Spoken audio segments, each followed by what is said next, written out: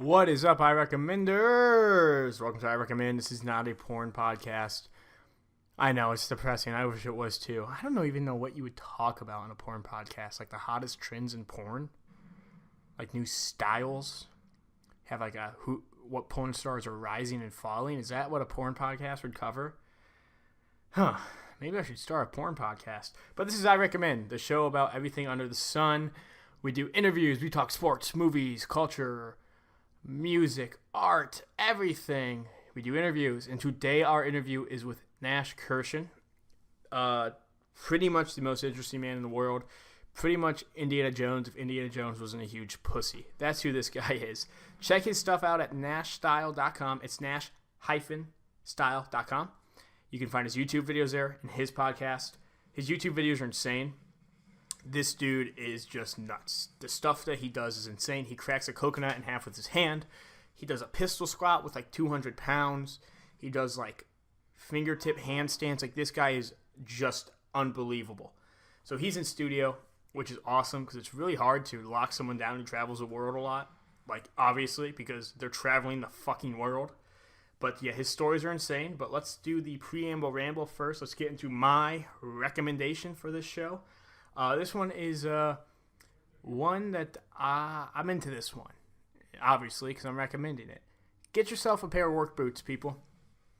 Everybody does shit around their house, and everybody lives with weather they don't like. Even if you live out west, it rains sometimes and you fucking hate it.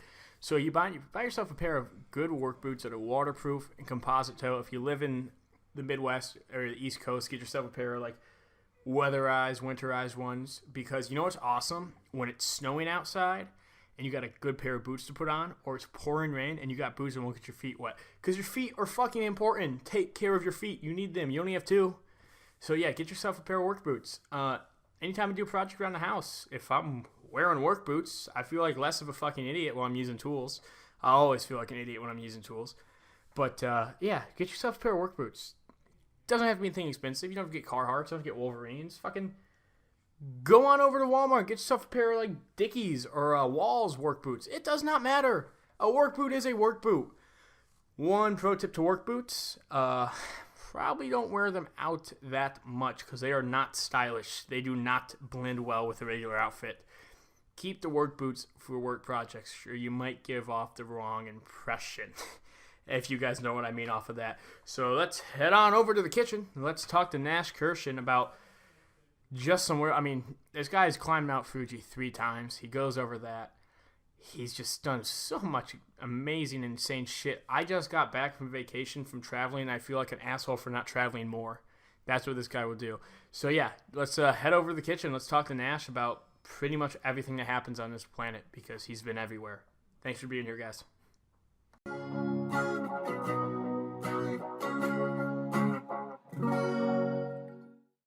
Okay, guys, we're here. We've got Nash-Style. Hey, what's up? I'm Nash. He's in studio. He's a little bit of a legend. Yeah, I'm a career lifetime adventurer, just a regular guy, lifetime adventurer, martial artist, treasure hunter, cage fighter kind of guy. Just a regular guy, everyday guy. Yeah, cage fighter. I didn't know that was on the occasionally. resume. Yeah, wow. Occasionally. Well, I do. I mean, I travel the world hunting down ancient martial arts masters. Mm-hmm. And then that's great. And then I live in Japan in the summertime. I went to school. I went to university in Japan for a couple of years, and then been going back every summer for like a decade since then. And for martial arts, with the reason I moved there initially, I just got into this university to like transfer there so that I could become a live-in martial arts student over there. It was all just a ruse, an elaborate ruse. Wow. But yeah, so I do that, and then I travel around and hunt down ancient martial arts masters, and then. For competitive purposes, I'll practice, because you can't just go like can't go into a cage or a ring and like blow up somebody's skull. Yeah. Usually. Yeah. Unless it's like an underground pit fighting arena, so you need like sporting techniques too. Yeah. So then I get into the MMA and the Brazilian Jiu-Jitsu and the Muay Thai and stuff like that. And every now and again for funsies, I'll take a cage fight.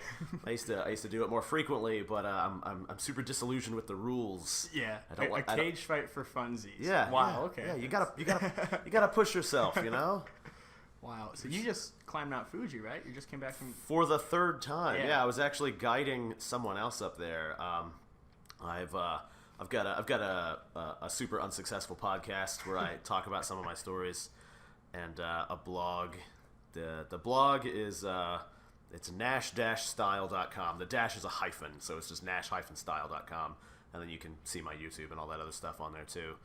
But yeah, so the first time I ever climbed Mount Fuji, I was living in Japan. I was on the Japanese equivalent of spring break, and it's like a week-long period called Golden Week where you just get out of pretty much everything. It's pretty rare in Japan to not have any sort of time commitment, so I was like, all right, what am I going to do? And so the style of martial arts I do primarily in Japan is called Kyokushin. Have you ever heard of that? Do you know anything about the martial arts? No. Okay, do you know what Muay Thai is? Yeah. Like the Thai kickboxing. Yeah. So Kyokushin karate is what people kind of think of when they think of like exaggerated extreme style of karate. So they're always like, it's like bare knuckle Muay Thai, so it's like full contact kickboxing, but they don't wear any protective gear of any kind. And so the goal is to like beat your opponent till their bones break or till they lose consciousness. Okay, yeah. That's the goal. That's the goal. Okay. That's the goal. It's extreme. It's pretty good. Yeah, they're known for fighting all the time, stacking up a bunch of ridiculous stuff and chopping it in half. They're always just breaking stuff as a test. So all the cool videos. All the cool videos are probably Kyokushin. Okay. Yeah, and also they drink really heavily. And the name Kyokushin in Japanese literally means like extreme truth, like to push things to the max. Yeah, so they're living it. They're known for just taking things to the max. They've backed it off in the past couple of decades to like attract more people that like aren't really suited for that sort of thing, you know, because you can't really flourish as an organization if you're beating everyone to death. Yeah, if you're known for breaking skulls. So you know, they're trying to they're trying to get kids and like like ladies when they get off work. You know, it's like, hey, it's great for we think football has a problem with young kids. Yeah, but so anyway, I'm talking to my dojo mates, and I'm like, I got the Golden Week off. I want to do some kind of hardcore, like spiritual training, but I don't know what to do. This ascetic training, and they're like, oh, you should go climb Mount Fuji. And I was like, what a brilliant idea. That's what I'm gonna do. And I did no research at all. I was just like, people climb Mount Fuji. Old ladies and little kids climb Mount Fuji. How hard could it be? Yeah. So I did know that a lot of tourists and things halfway up, so it's broken down into stations. So at the very base of the mountain would be the 0 station, and at the tippity top of the mountain, there's a little like temple up there. That's the 10th station. Is the peak, and then there's 9 other stations intermittently. The 5th station is like a little shanty town. It's got a bus station and shops and things like that. And a lot of people just take a bus to the 5th station, hike up and down in a day, and then take a bus away. Oh, okay. And I was like, not this guy. No way. No, that's not legit. Measures. Yeah, no half measures. That's not. You got to take it to the max. Yeah. So I was like, well, Mount Fuji's a pretty broad mountain. So how do you know when you've started climbing it? Like the grade is so subtle. So I had a genius idea. I was like, I know what I'll do. I'll just get on a train, and then I'll take it until I can see Mount Fuji, and then I'll walk from there.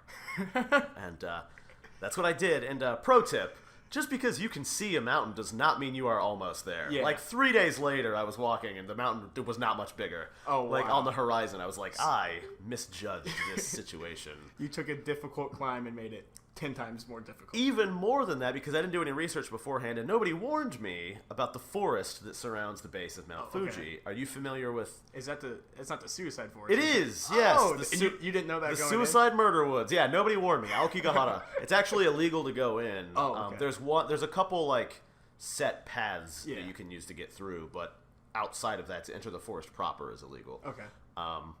But they've only got guards and stuff posted where people would normally be, and I was just going in a straight line towards the mountain, like cutting through yards and farmland and whatever. Like it's just A to B, and so I just went in the woods, and it was crazy, man. So I'm not a superstitious guy, right? I'm not a superstitious guy. But that being said, I have encountered like numerous confusing phenomena in my course of adventuring. Yes, I'm sure. And so there's plenty of things that science cannot yet explain. So we'll say that perception makes reality. So I can only report on the things that I personally experienced. Whether or not those things exist in our collective shared realities, I don't know. But have you ever been like lost and alone and tired and it's dark, and then you start trying to talk yourself down? Yeah. Like, just be cool, man. Yeah. So I wound up in the woods, and no rations, no supplies, just walking, jeans and a t-shirt, And the second you get in the woods, like, it's so thick you can't see where you're going. You can't see where you came from. You can't see the sky for navigation because the canopy's too thick. And you're just walking around, and I was like, man, I think I'm going straight. I'm just going to keep going. And then it got dark, and it had been days since I had eaten, and I was tired and everything. And, you know, I started hearing things and seeing things. Oh, yeah. And I was like, you know, you're just alone at night in the woods, and you're lost, and you're tired, and you're hungry.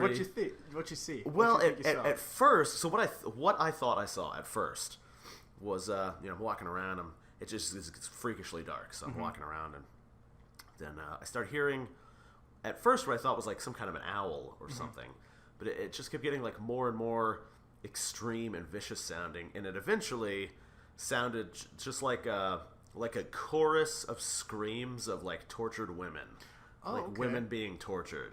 Wow. And I was like, your mind, you know how your mind works, just playing tricks on you, and I'm going. And then I start seeing these like apparition-y type of things, like a bluish sort of like will-o'-the-wispy kind of ghost-like thing, for lack of a better word. I mean, if there's any place for there to be ghosts, right? Like, but I'm walking around. I'm like, ghosts aren't real. It's not a real thing. I'm just tired. It's the craziest lightning bugs. So yeah, I'm just going, and it just keeps ramping up and getting crazier and crazier, and I'm like, everything's fine, you know, but like. You're trying to convince yourself. You don't really believe everything's fine, but you're like, it's cool, everything's cool. And then I'm like feeling around this tree, and I round this corner of this giant tree, and what I thought I saw, and I mean, it's what I saw, whether or not it was there or not, right in front of me was like an 8-foot tall man, like a naked man that was like 8 feet tall, but it had the head of a deer, and its eyes were made of fire. And then Jesus it's just Christ, like, okay. I know, right? So I round the corner and I see this thing, and I look at its like soul-sucking deadlight eyes. Yeah. And there's like a half second where the gears in my head are turning to like process what it is I'm seeing.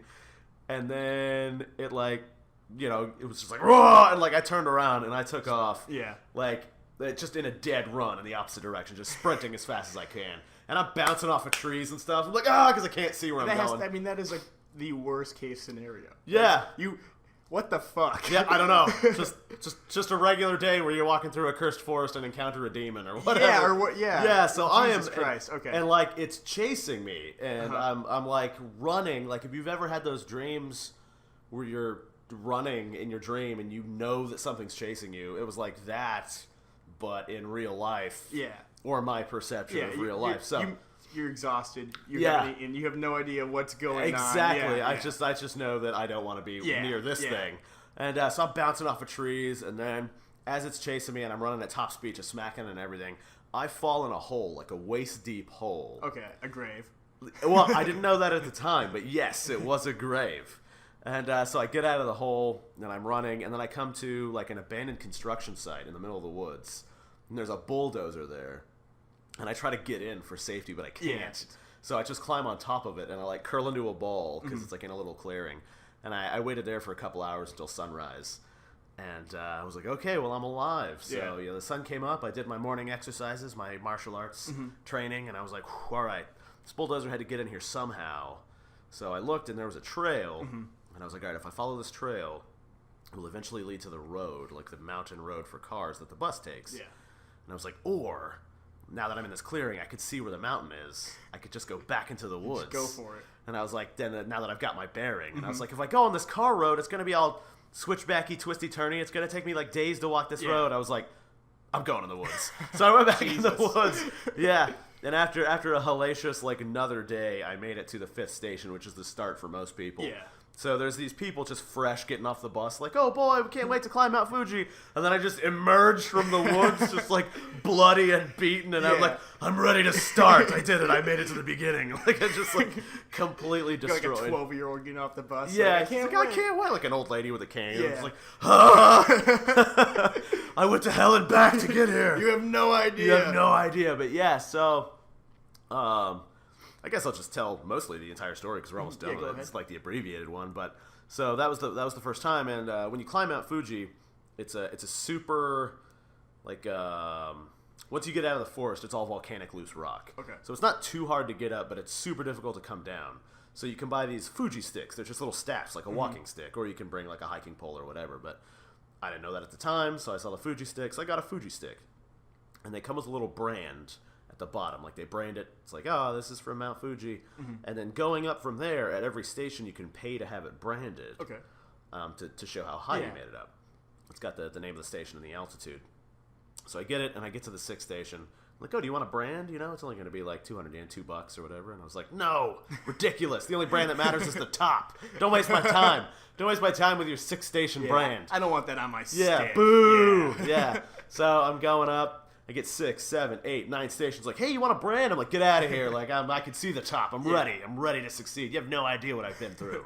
So I'm going up. I get to the 10th station, which is the top. There's a little temple up there, and like you can stay there if you want, pay a bunch of money and like stay the night and watch the sunrise or whatever. I don't have money, so it's like phooey on that.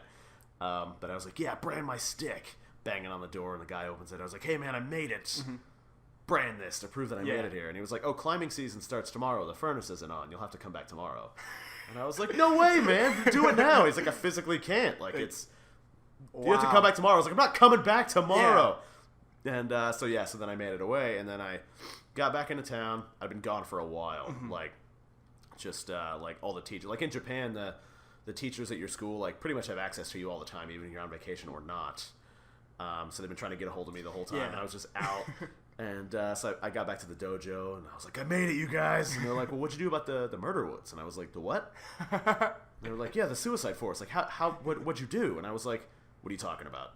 And they're like, oh, well, the base of Mount Fuji. Like, that's where, for hundreds of years, people have gone to murder other people and hide the bodies or to kill themselves. It's cursed. It's illegal to go in. Like, it's bad news, man. Like, how did you get around that? And I was like, what? I just went in. And they're like, what? Go around it. Yeah, they were like, through it. They were like, how long were you in there? I was like, well, I stayed the night. And they were like, what? Like, it's full of ghosts and zombies. You can't go in there. I was like, you guys, there's no such thing as that stuff. And then, like, I didn't tell them that I'd seen anything. And my one best Japanese friend was like, did you hear the screams of murdered women? And I was like, maybe. Yeah, you're like starting I was together. Like, you're like, maybe. Wait. Yeah, and he's like, did you see these ghosts? And I was like, maybe. And he's like, did you see this like demon man? And I was like, oh my god! And I was like, none of that stuff is real. Yeah. But I did see all of that stuff. But like the weirdest part, like the most suspicious part is like I didn't know to expect any of that before I went in. Yeah. Like I had a completely blank slate. So if I'd have known that these legends were out there, I'd have been like, it's just I'm expecting to see it, so my mind's playing tricks on me. That's the weirdest part. That's like the scariest I didn't part. know like, any of that stuff. You have no idea what to see, and he described everything you saw. Yeah, and I was like, what a coincidence. And then I got back to school, and all the teachers were like, wow, you look like shit. What happened? And I was like, I climbed Mount Fuji from this town. They're like, wow, that's a faraway town. And I was like, yeah. And they're like, what'd you do about the murder woods? And I was like, I just went in and stayed the night. They're like, you can't go in there. There's ghosts and zombies and demons and stuff in there. I was like, come on, you guys are educators. I'm supposed to be filling people's heads with that stuff. But just so we're clear, I saw all that stuff. So that is insane. Yeah, that's nuts. And then I was like, the Japanese have it because it's miserable to climb. And at the time, it was not on the UNESCO World Heritage List because it was so full of garbage. Oh, okay. Like lots of people would go there, and there's not like infrastructure for like toilets and stuff. So people just throw their garbage on the ground, and then it's that's arid, just sad. Yeah, it's like an arid volcanic region. So then the garbage just stays there; it doesn't decay. Yeah. So it wasn't 5 years ago. It did get on the UNESCO list. I just found out. But I swear I'd never go back to Mount Fuji because it was such a hassle. And the Japanese have a saying that says, "Only a fool never climbs Mount Fuji." But only a fool climbs up more than once. Meaning, like, it's a terrible experience. But everyone should do it, you know? And I was like, this was terrible. Like, my eyes were, like, bleeding because there was so much, like, dust flying around and stuff. And it was terrible. I was like, I'm never coming back to this mountain. And then, like, a couple months later, one of my buddies died, an adventuring buddy. He died in a motorcycle collision. And his parents had his body cremated, and they gave his ashes to, like, all his adventuring buddies to, like, spread all over the world. So, like, some of them went to Germany or the Grand Canyon or, like, out to Hawaii. And they're like, oh, Nash, like, you know, what can you do about this? And I was like, oh, God, there's only one place it could possibly be. Yeah, so, like, less than a year later, I was, like, back to Mount Fuji. And this time I was like, all right, well, you know, I conquered Mount Fuji last time, so I guess I'll just take a bus up and, like, drop them off. And then my karate buddies were like, no, that's not what Nash would do. And I was like, you're right. What would I do? What would Nash do in a situation like this, which is me? And they're like, you got to do something like more hardcore. And I was like, I know what I'm going to do. I'm going to climb it again from just as far away.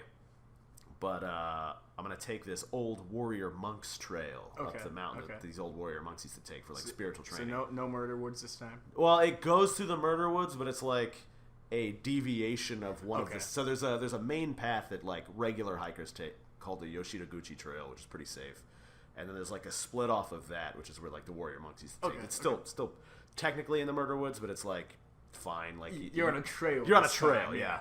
And I was like, yeah, I'm gonna do that to like in honor of my buddy and this like warrior pilgrimage. And I was like, I'm gonna do it barefoot.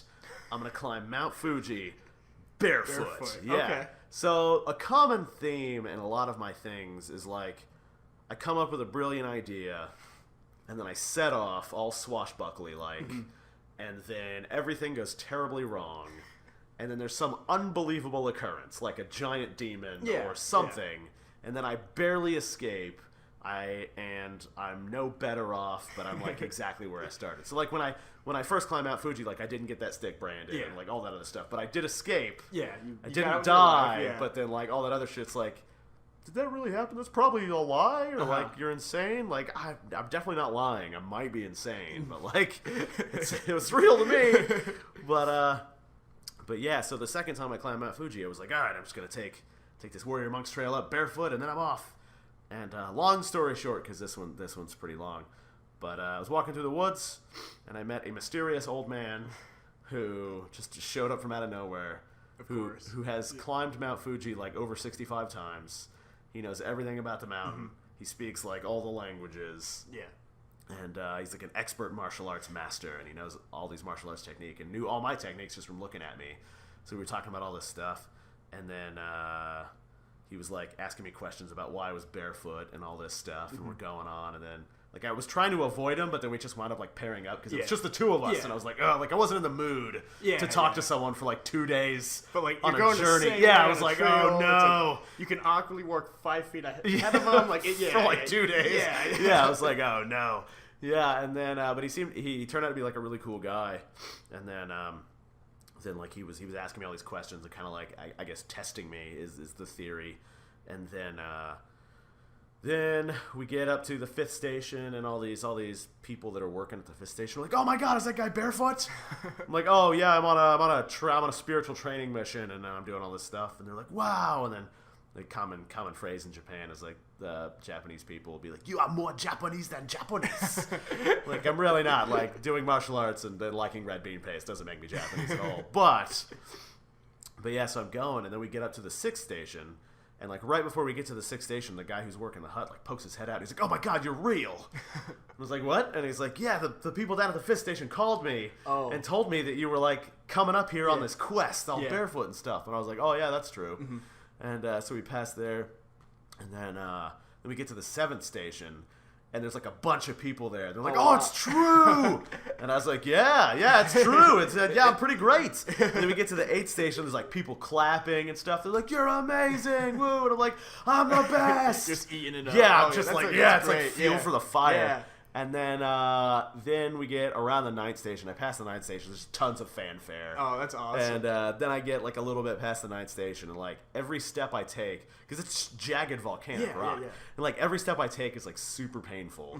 And like every time I take a step and like my foot leaves the ground, it like peels up like an old grilled cheese sandwich. Ooh.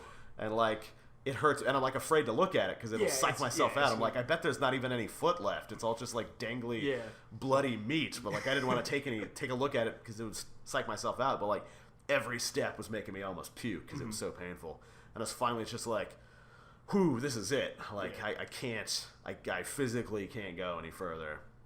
And then the old guy was like, you didn't come like 9 out of 10 stations just to quit. And I was like, dude, I can't walk, man. Dude. Like I'm seriously damaged. And he was like, well, this is your final trip with your dead buddy. Like you can't let him down. You're literally carrying his ashes with you. Like you promised his family. And you're thinking, it's easier for you to say. You have shoes on. You have shoes on, buddy. I was like, you're not like walking around on a wood chipper. But yeah, and then he's just like, you can't give up now. And I was like, oh shit, he's right. And then in Kyokushin Karate, they say os for like the answer to every question, which is a contraction for to push something as you're being pushed against. Okay. So it's basically just like their motto for life. Yeah. Like life knows nothing but dick punches, and then you just keep pushing forward. Keep pushing through the dick punches. Keep pushing through the dick punches. Give a few back if you can. So he's like, yeah, host. And I was like, host, yeah. And then like he like psyched me up, and then I made it to the top, and like, you know, spread my buddy's ashes and just like broke down crying because it was like, super emotional. Super emotional. And then he was like, well, you know, I'm gonna stay up here and you know, stay the night at this hut. So this is where we part ways. And I was like, oh, thanks, man. Oh yeah, the Japanese guy was like, you did it. You have a dragon soul. And I was like, what? And he's like, dragon soul, heart of a dragon, and foot like a dragon.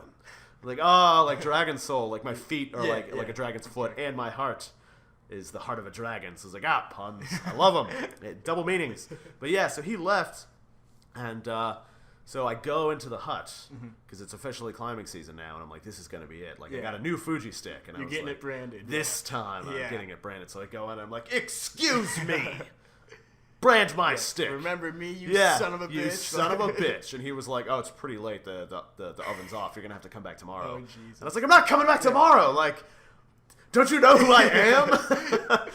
And so we kind of talk back and forth, and then he's like, wait a minute. Are you barefoot? And I was like, why, yes, I am. Perhaps you've heard of me. Yeah. And he was like, you climbed all the way up here barefoot? And I was like, that is correct, sir. And he was like, you're a fucking idiot. Like, don't you realize that there's just like jaggedy pieces of metal and rock everywhere? Like, you probably have all the diseases. What a moron. And I was like, right, not a fan. Like, I take no it. respect. Yeah, for because like none. Like because like everybody on the way up was like, "You're the greatest," and I was like, "I am the greatest." And you think like this is the last one. Like, I was like, "This guy's gonna be so impressed with me. He's gonna like hand chisel the stamp it's on like a special like katana. Or right? something. Yeah, like I'm gonna be like knighted, the super knight of Mount They're Fuji. gonna rename the mountain. Yeah, I was like, "This is gonna be it." The guy's just like, "You're fucking idiots," and I was like, "Huh? So you can't please all of the people all the time? Is that what I'm understanding?" But I was like, well, I should get out of here because the sun was setting. It was getting super dark. And for safety purposes, I brought my emergency flip-flops for after I succeeded. So it's like, now that I'm descending, I will put on my flip-flops for safety purposes. And because it's dark and I already won. So I go to put on my flip-flops, and I look at my feet, and they're totally fine. No shit. Like 100%, not even a scratch. Wow. And I'm like, well, that's weird. That's incredible. I don't think anything of it. Put my flip-flops on. Get lost, wind up walking down the wrong side of Mount Fuji. I'm on the wrong side of Japan. It takes me a couple days extra to like get back. And so then I go back to the dojo, and I tell them what happened. I'm like, oh my god, man, that was a Tanuki. Do you know what that is? No, I have no idea. It's a Japanese mythological creature. It's also a real animal. Okay. So in real life, it's like a combination of a raccoon and a badger. Okay. But in mythology, it's also that, but they're like shape-shifting demigods. Okay. Who live in places of sacred power, and whenever people get lost in the woods or whatever, they will take the form of a person and like test them. And if they fail the test, then they'll be left to die in the maze of the woods. But if they succeed, then they're bestowed with like the ability to get out and like healing powers and stuff. And they're like, dude, that old man who knew everything about you that mysteriously showed up was totally like the spiritual guardian of Mount Fuji, and like you passed the test. And I was like, cool. I mean, you know, I'm not going to say that that's what it was, but you can say that that's what it was. The science is there. That's right. All the facts are there. You know, you draw your own conclusions. I mean, that is incredible, though, at your feet. Yeah, they were totally fine. Then I later went on, like, I tried to do, like, at least one heavy training mission a year to keep pushing the boundaries. And the next year after that, I became a monk, and I did this thing called the 88 Temple Pilgrimage, which is on an island in Japan where you walk from temple to temple as a monk, subsisting only on either wild fruit or what people donate to you. Okay. So no hunting, no booze, no women. Yeah. And you're just walking all the time. I walked almost 900 miles in 31 days. Barefoot. Again. How are the feet this time? They were pretty messed up. Yeah. But the pilgrimage is in honor of a guy called Kobo Daishi, who is the monk who brought Buddhism to Japan, like Zen Buddhism, and also the written language from China. And when he was traveling around, this is the legend, when he was traveling around and he brought all this stuff to Japan, he was setting up all these temples and everything to like spread his teachings. And as he was on this quest to like make people literate and, you know, bring them happiness or whatever, contentment I should say. And as he's on this quest, he wound up in this crazy misty mountain forest and got lost. And legend says that he was saved by a Tanuki after he passed his test. And I was like, well, if it's good enough for this guy, it's good enough for me. A Tanuki know all about it. Yeah. Yeah, me and this guy, it's whatever. Yeah. But yeah, I was not prepared for the 88 Temple Pilgrimage because all I had a sleeping bag and then my monk's clothes. Yeah, and that's it. And that was it. Wow. And, so did the people donate food? Oh, yeah. Yeah. I probably got donated like $1,000 over the course of that month. Yeah, it was pretty they really went out of their way because it turns out no one really does this because it's super dangerous. And I didn't know. It's a reoccurring thing. Yes, it is a reoccurring theme. It's super dangerous and time consuming. And people are like, yeah, we can't take the time off work and also we don't want to die. Mm-hmm. And to illustrate how unprepared I was, when I moved away from Japan full time, when I was no longer a permanent resident of Japan, I had to give up my residency card and everything. But one of my buddies had an apartment, and every time I would come back in the summer, we would share the apartment. It would be our apartment, even though it's technically his. He was just kind enough to let me base my shenanigans out of there. But I was trying to figure out what I was going to do for my training mission that year. And as I'm flying in, the lady sitting next to me on the plane has a guidebook about Japan that's open. I glance over. There's like a one-sentence thing about the 88 Temple Pilgrimage. It was basically like, this is a thing. And I was like, got it. That's what I'm going to do. That was it. That was only research. That was all. I was like, if it's in the guidebook, it must be a thing that people do, and people are weak, so if people do it, it must be safe and easy. Yeah. If it's a guidebook, that should be easy. Yeah, it should be easy. So I set out, and I'm telling my buddy is one of these guys that really fears for the safety of his friends. He cares about the physical well-being of his friends. And if that is the case, I'm the worst friend you can possibly have because he worries. Yeah, and I make him worry. You can just watch his hair and teeth fall out in real time. Anytime I'm like, I'm gonna go eat the world's most deadly blowfish. I found a gangster that's selling it for really cheap, which is a true story, by the way. I watched a guy die actually from that. Eating the blowfish? Yes, and then I went to go do it. And you lived. Well, obviously, you lived. Yeah, I didn't die. Spoiler alert, I didn't die. Although I'm not sure how many mulligans you get, but I've died and come back to life. Quote unquote, died and come back to life several times now. Several times. Okay. Several times. I'm not sure how many mulligans you get. Well, you got to give us one. Oh, well, like a story? Yeah. Okay, well, I'll tell you one here in a second. Yeah. Finish the 88 Temple. Yeah, just the highlights. We'll just hit some of the highlights. I have so many dumb stories and adventures. I mean, it's we been could talk for how many years of traveling now? Let's see. I got into it full time. Not quite 20 years ago. Wow. So, yeah, I got into it full-time when I was 17. I mean, people go away for a week and they have stories. So, I can't imagine 20 years. Yeah. Not quite 20 years. I think it's been 16... Wait, 7... Yeah, it's been 16 years, I think. Yeah. The full-time. But I had a few before that, and then I hit it hard. Yeah. Right after that. But yeah, so we're sleeping, and I was like, hey, man, I think in a couple days I'm going off. I'm going to go do this. Yeah. And he was like, you should probably do some research, maybe get some supplies. And I was like, it's fine. And he's like, go out and get some supplies. And I was like, okay. So I went to the equivalent of a dollar store. It's called a 100 yen store. To a 100 yen store, and I bought a compass. And I was like, this is all I need.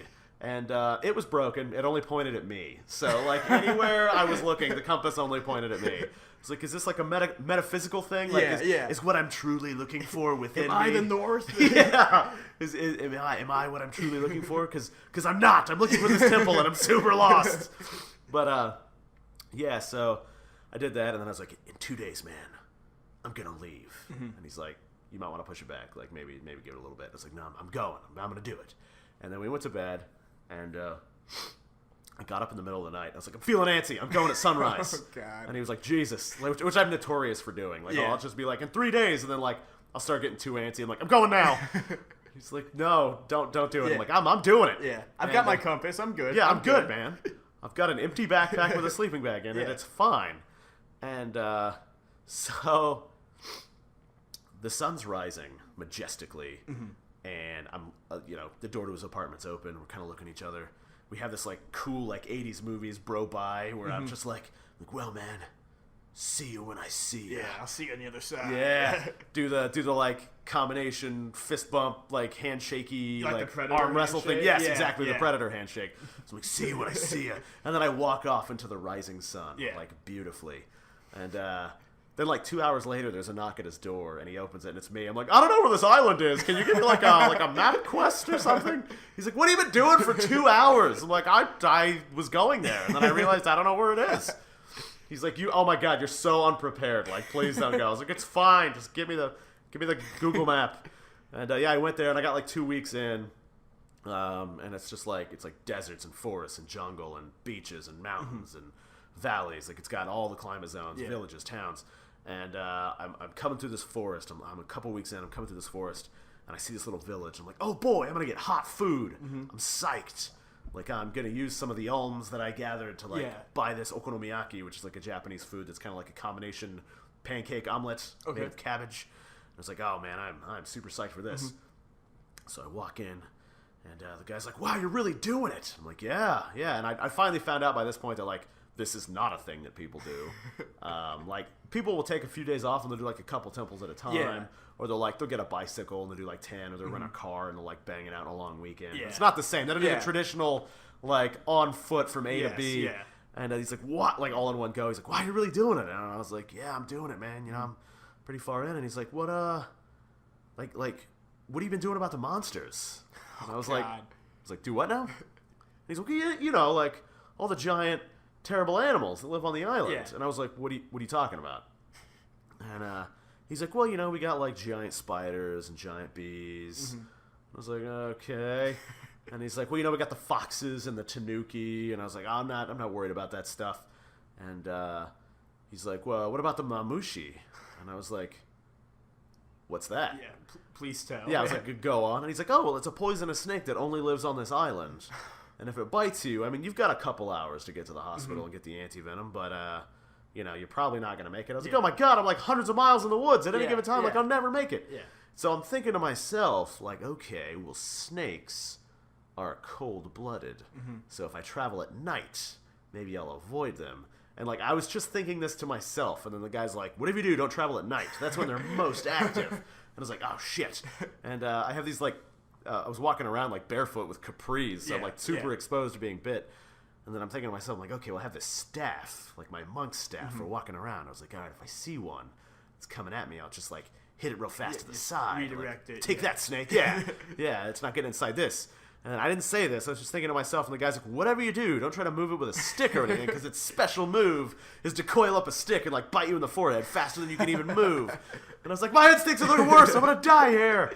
And he was like, also watch out for the wild boars. Okay. And I was like, oh shit! Yeah. Like wild boars are legit. Really mean. Yeah, they are big and they hunt people.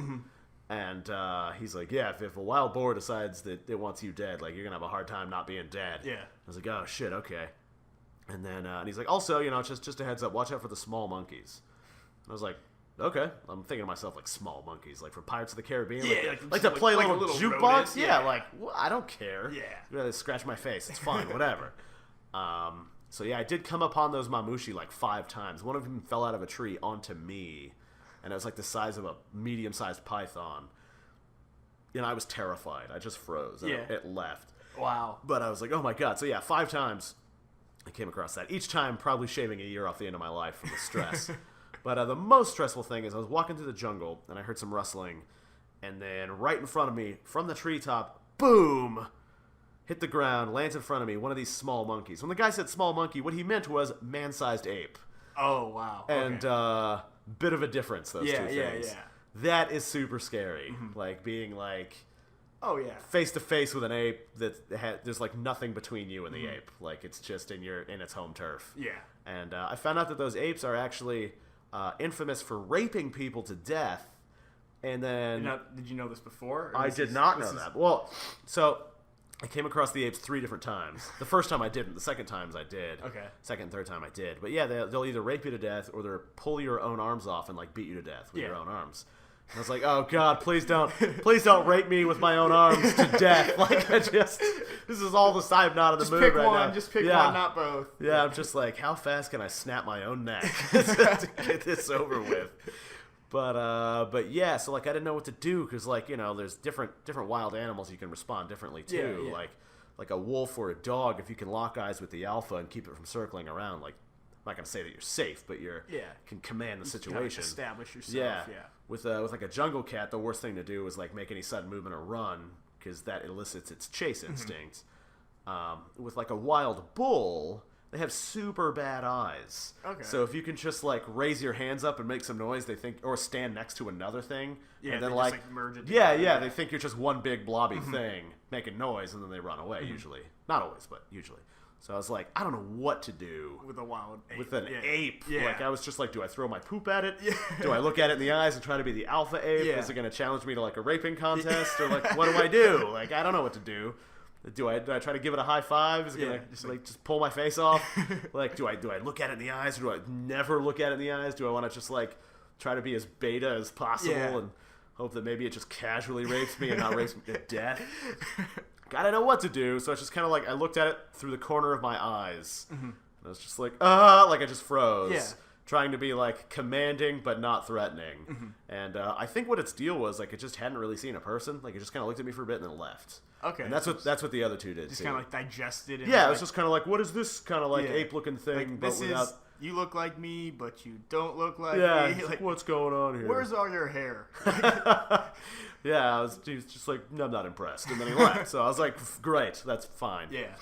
But, that, lots of stories from being a monk, like lots and lots of stories. But How long were you a monk for? I did 31 days. It's just until... Oh, just temporary monk.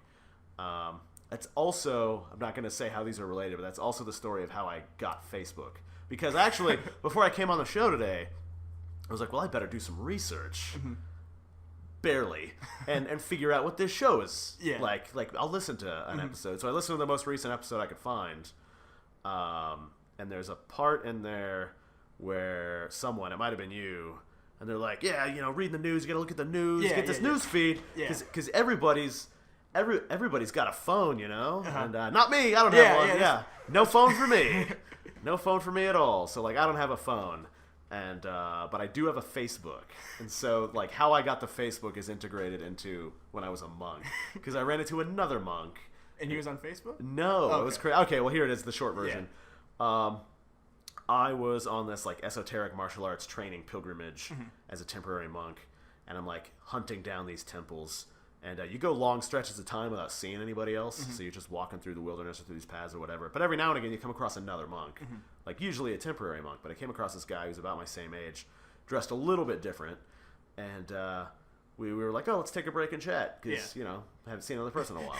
So we're just hanging out for a second, and he was like, wow, so you are on like this martial arts quest as a temporary monk to like temper your spirits and everything. And I was like, yeah, that's right. And he's like, wow, I'm like going around barefoot. I didn't know you guys were real. Like, I didn't know people really did that. And I was like, yep, that's me. Just taking it to the max. Everything sounds like a good idea, but it's probably not. And I was like, what's your deal? And he's like, well, actually, I'm training to be a permanent monk. But in order to be accepted, they sent me on this quest where I have to do the 88 temples, but there's also 20 hidden temples that I have to find. So it's part of this elaborate quest. And when I succeed, then, I can move on to the next stage of my permanent monk training. And I was like, whoa, an esoteric monk on a weirdo quest to be accepted in the temple. I didn't know you guys were real. So we bonded over our mutual ridiculousness. Yeah. And so I went to university in 5 different countries, one of which was here. And so the guy was like, oh, I have a sister that's studying abroad in America. Maybe you guys could get together. And I was like, oh, where's she study at? And he was like, Indiana University. Wow. And I was like, that's crazy. That is insane. That's nuts. And he was like, but she only uses Facebook. And I was like, well, then I shall get the Facebook. So that's the story of how I got Facebook. I was on this epic journey and quest. You met a monk. Yeah. That's what had you get Facebook. Yeah, I was like, well, I have no choice. I must get the Facebook now. Wow. But, I still have no phone. And then somewhere else in the episode, one of the guys was like, I'm like the one guy who's never seen Game of Thrones. I have never seen Game of Thrones. So I've never seen Game of Thrones, and I don't own a phone. So I'm the one guy that's phone, out there. No Game of Thrones. Wow. Yeah, but that's me. So, wow. So, just no... What's the last movie you saw? Oh, I love movies. Okay. So you kept up on movies? Oh, yeah. I make it a point, like, I was just in South America for several months. I was in Argentina climbing the second highest mountain in the world, Aconcagua, which, I say second highest mountain in the world, so we're saying Everest is the first. Now, technically, there's like 10 other mountains that stick out of Mount Everest that are almost as high. Yeah. I'm counting that all as one mountain. Okay, yeah, just So lump it's it, yeah. pretty. I mean, they're all like For the sake of argument. yeah, for the sake of conversation, Yeah. they're all just a big ball of mountains. Yeah. We're gonna call them the Everest Range. The Everest Range is number 1. And then Aconcagua was number 2 in Argentina, 7,000 meters. They call it Death Mountain because it kills more people every year than any other mountain. So naturally, that entices you. Like I was like, I too will conquer this mountain. Most people get a guide. They get like Sherpas with a little S, not the cultural Sherpas, but just people who schlep your gear around. Yeah. They get a guide. They get Sherpas. They get people to cook their food. They go on like a guided expedition. They have a team. I went no guide, no team, no support. Planned everything myself. Had all my supplies. Yeah. And, man, it was a nightmare. Like, a bunch of people died. I got to see this crazy, they call it the White Wind, the Viento Blanco, that pretty much only exists on this mountain. And they're like, you got to watch out for it. And I was like, I know what snow looks like, all right? I'm technically a resident of Alaska. I've seen a snow. Yeah. And, yeah, I should probably start listening to people more often because I wound up in the White Wind, and it's like the craziest blizzard with green lightning. And it destroys everything. Oh my god! And yeah, so people either get lost in it and walk off the mountain and die, or they just get lost and walk around till they die, or they freeze to death, or yeah, altitude sickness kills a lot of people. You get high altitude cerebral edema, which is when you get up high enough. It's like scuba diving in reverse. So if you climb too fast, your brain will swell up and smash out of your skull, Yeah. or the fluid in your blood will smash out and flood your lungs, and then you'll just drown in the air. Oh, okay. So those are 2 things to watch out for. Yeah. So how'd you get out of the blizzard, right? The lightning blizzard. Well, long story short, so I wound up getting a bunch of my food stolen. So I ran out of rations twice, and then you're supposed to not. The human body doesn't function very well, or well at all, above 5,000 meters altitude. And the mountain is 7,000 meters.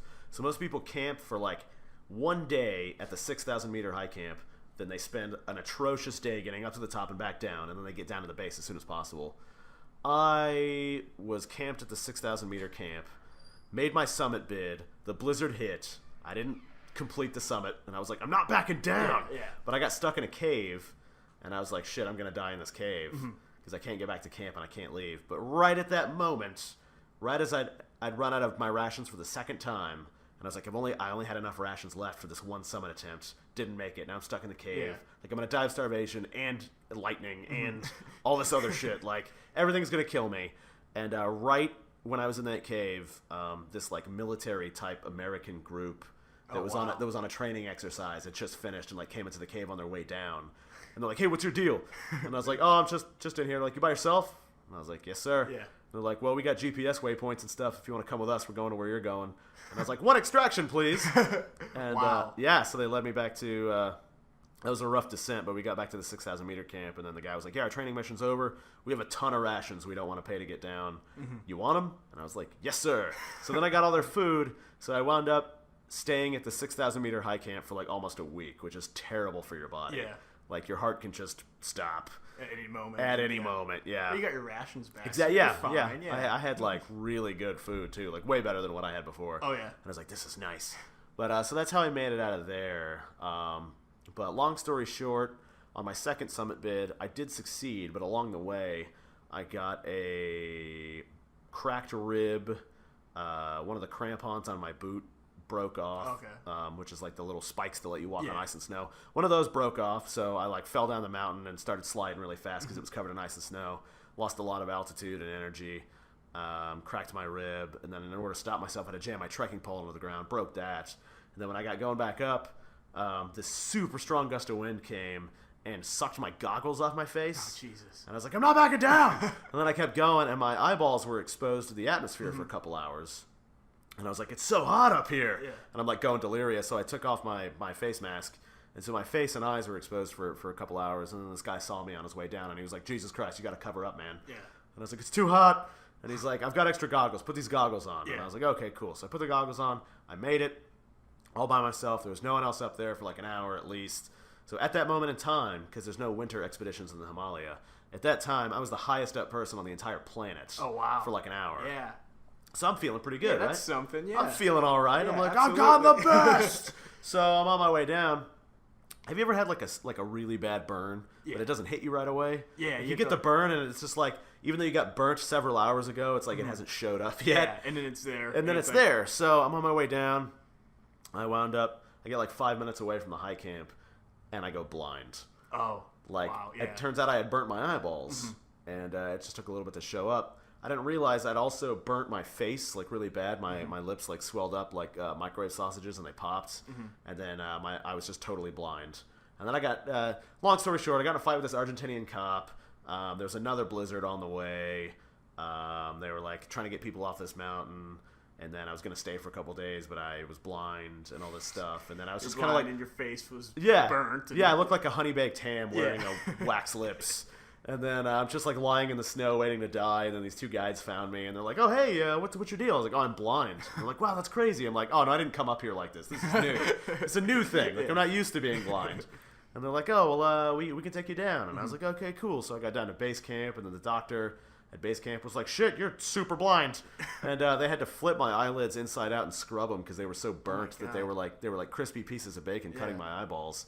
So they like scrubbed my eyelids. This was just a couple months ago. And so they scrubbed my eyelids and everything, and then they like patched, like sealed. They occluded my eyes, so they like sealed them shut. And they're like, "You got to take this medicine. You got to get this shot." And I've actually never been to the hospital my entire life. And wow, I've only ever been sick 4 times in my life. And I've broken bones. I've had concussions. I had an appendicitis. I've been hit by lightning. I've been poisoned, drugged. Like, all kinds of stuff, but I've never gone to the hospital. No hospital. No way, that's where people go to die, man. Hospitals are scary. Yeah. And so this lady was like, "You've got to take this shot." And I was like, "Lady, I'm not taking the shot. If you give me the shot, I'm going to freak out, start destroying stuff. And I'm blind, so that'll be on you. I won't know what I'm attacking." And she was like, "You're ridiculous." She's like, "I've heard some of your stories. Like, how are you going to be afraid of shots? You have like Superman cojones. Like, why are you afraid of shots?" I was like, "Everyone's got something, lady. I'm not taking the shots. No needles. Yeah. Okay? Anything else. Service declined." And she was like, "Okay, fine. We're going to get a medevac chopper up here to chopper you down to the base of the mountain. There's an ambulance waiting for you. You get in there, they'll take you to the hospital." And I was like, "Nah, I'm not doing that." And she's like, "Is this about money? Because it's not going to cost you any money." And I was like, "I'm not going to the hospital." She's like, "You really need to go to the hospital." I was like, "When that chopper sets down, if there's an ambulance for me, I'm going to run." And she's like, "Run where? You're totally blind." You're blind. Yeah, she's like, "You're super blind. And even if you weren't, like, we sealed your eyeballs closed. Yeah. So, like, you're blind no matter what. You're double blind." Like, I was like, "I'm just going to pick a direction and go." And she's like, "Fine, we'll call it off." So they did call it off. And, eventually my eyeballs grew back. It took about a week. I was blind for a week. Wow. Just at base camp? No. They choppered me down the next day. Okay. They did chopper and then you. I got to the base of the mountain, and then I got to this hotel where this like Czechoslovakian YouTube star was staying, and like I hitched a ride with him to get to the hotel. Wow.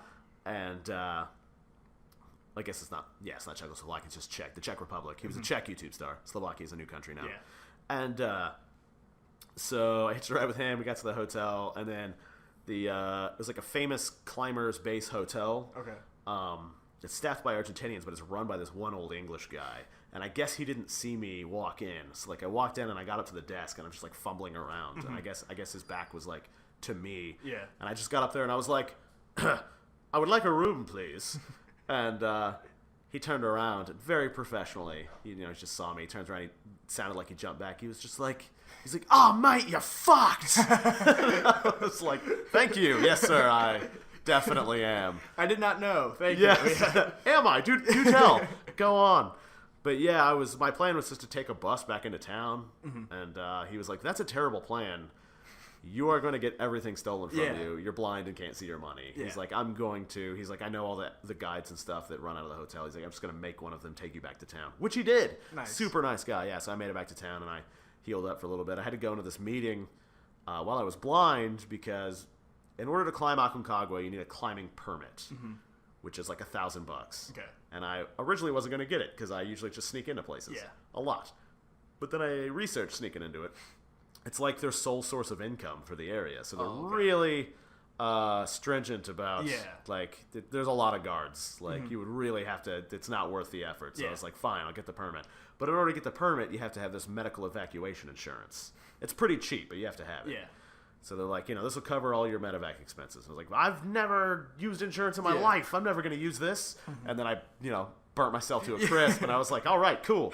But then the government, the Argentinian government, was like, okay, you owe us thousands of dollars for this evacuation. Yeah. And I was like, okay, well, that's why you made me get the insurance. That was insurance. So you call them. Yeah. And they were like, well, how it normally works is you pay us, and then you call them, and they'll reimburse you.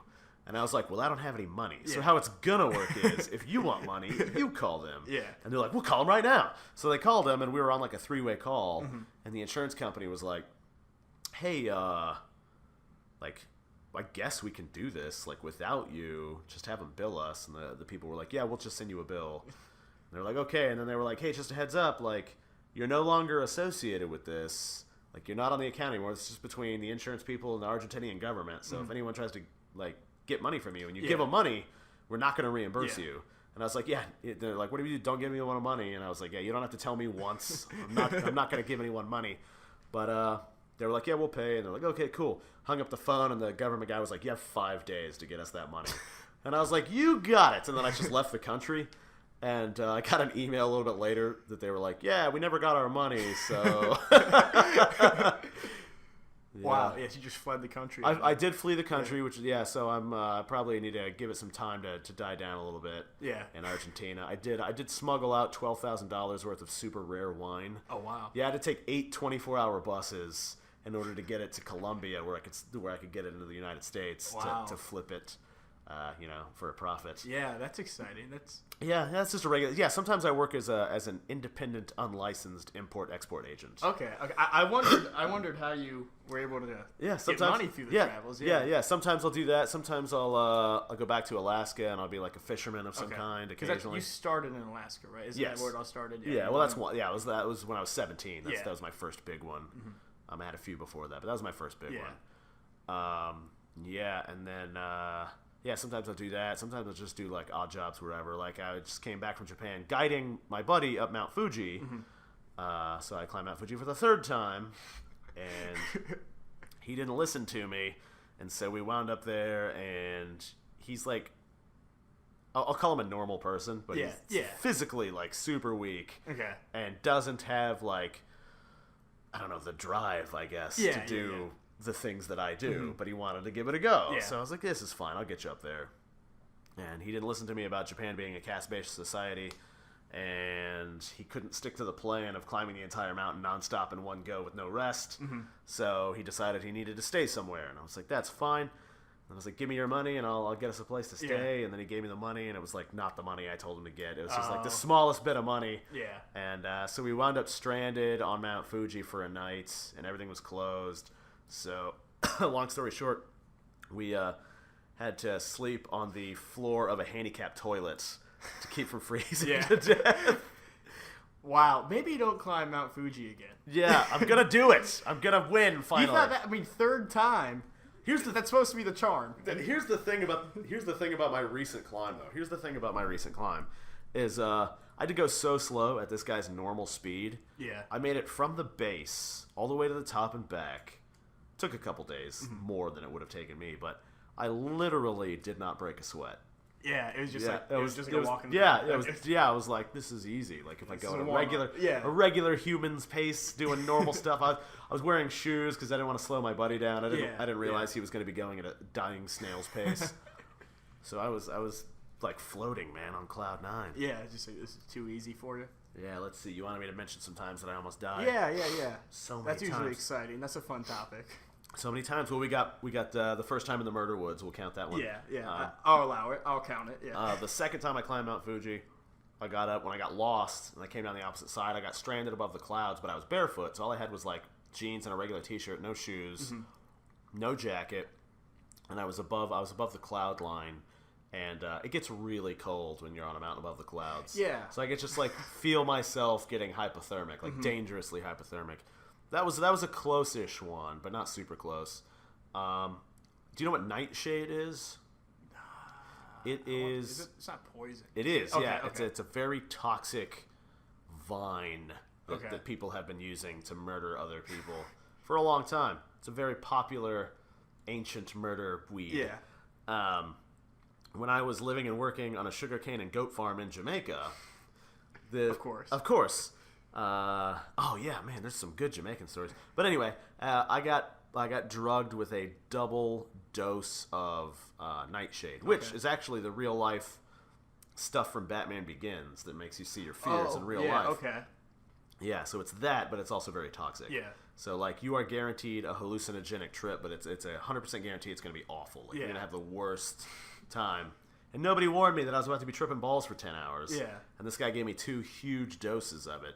Like, why he's just poisoning you? Or Yeah. He thought it would be funny. Oh, it's okay. Jamaica's got the world's highest murder rate of any country not in a war, and the world's highest concentration of AIDS, and the world's highest concentration of churches. So I guess wherever they can like get their escapism. Yeah. So it's a washout. Yeah. So they're a big fan of. It's just like, well, life is so terrible anyway. Why don't we just live with our nightmares and see watch other people. I almost died like twice that night. I almost jumped out of like a 2nd or 3rd story barn window, like on the concrete. Yeah, just from hallucinating.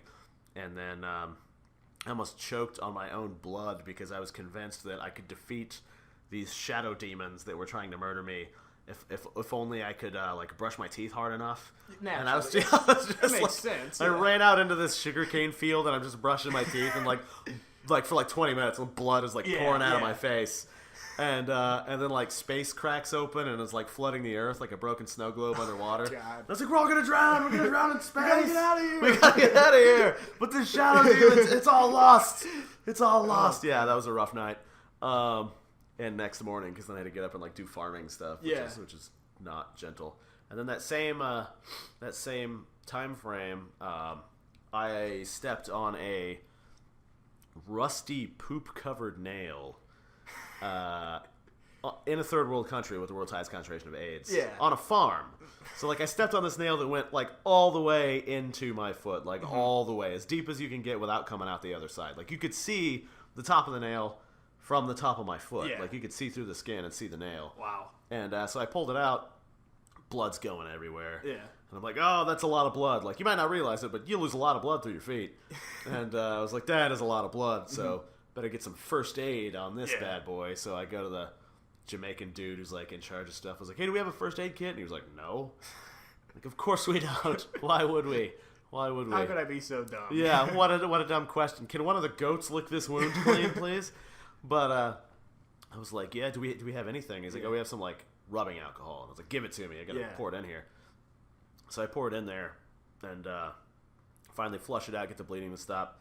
And I'm looking in there, and just lodged way up into my foot is like big chunks of poop and rust. Oh, and I was great like, combination. Yeah, I was like, well, I'm a medically trained guy. I could probably just leave this in there. It's fine. I was in such deep denial. Yeah, and then like a few minutes later, I was like, okay, I know what I have to do. And so the first part makes me sound like a badass because I'm like, yeah, I get my knife. Yeah. Get my bandana, fold it up, put it in my mouth, sterilize the knife, and then I lance my foot open. I gotta put that knife into my foot and widen the hole so I can scrape all that shit out of there. And then I disinfect it and pack it and wrap it. No pain at all. I'm just like, man, I am one tough hombre. Yeah. Like, I am awesome. Rambo's got nothing on me. It's like feeling kind of sleepy. I'm gonna take a nap real quick, and then I'm gonna wake up and continue being a badass. Yeah. And sleep it off. Yeah. So I took my nap and I got up and I was like feeling pretty good. And then I went to go put some pressure on it and I was like, ah! Just like fell down. Yeah, it was just the endorphins at the time. I was just in shock. And then I was like, oh god. And I was like, hey man, I can't farm for like a few days. I need some time off. Yeah. And he was like, that's fair. So I left the farm for a few days and decided I was going to go climb the tallest mountain in Jamaica, the Blue Mountain. With this foot yeah. issue. Okay. So I was like, this is fine. And so I went to go do that, and when I went to go do that, I was reading a book about Jamaica while I was on Jamaica, but I hadn't done any research before I got there. Yeah, that's what. So you're good. Yeah, because I thought it was going to be all like Bob Marley and hammocks all the just time, like a bunch of weed. And just like steel drums and weed all the time. Yeah, like just banana trees gently blowing in and coconut drinks. No, that's like the one little corner of tourist Jamaica. I never made it to that. I was in real Jamaica the whole time, and it is a war zone. Jesus. And so I'm reading about it. They're like, hey, don't forget, Jamaica's a third world country, and everyone's getting murdered. And I was like, probably should have looked into this before I came here. But so while I'm there, they're like, hey, whatever you do, don't go to Jamaica during an election, like a political election, because that's when third world unstable countries get extra unstable. And I was like, okay, that makes sense. And like, especially don't go during the prime minister election. That's the most heated one. And I was like, you got it. Step out of the farm. The guy's like, hey, you want to go into town and watch the prime minister election debate? I was like, oh God, no. And then I forgot about it. And then when I got my days off to go like climb the mountain, I was like, well, I'm just on the way to the mountain. I'm going to stop at Port Maria, which is the town that Captain Henry Morgan's place is located. Oh, okay. I went to go pay my respects because he's given me many, many good nights. Old Captain Morgan, first governor of Jamaica. Celebrated drunken douchebag. And when I got to Port Maria, it was the prime minister election, and the whole place like devolved into a riot. God. People, it was nuts. And then this like mercenary force with AKs, like it's like in the back of pickups. Just, they drove in and like put the town under martial law and started like ransacking shit. And I was like, I'm just gonna be hitting the old dusty trail. Just kind of like shuffled out of there. I'm good on this one. I'll sit this one out. Yeah, don't mind me.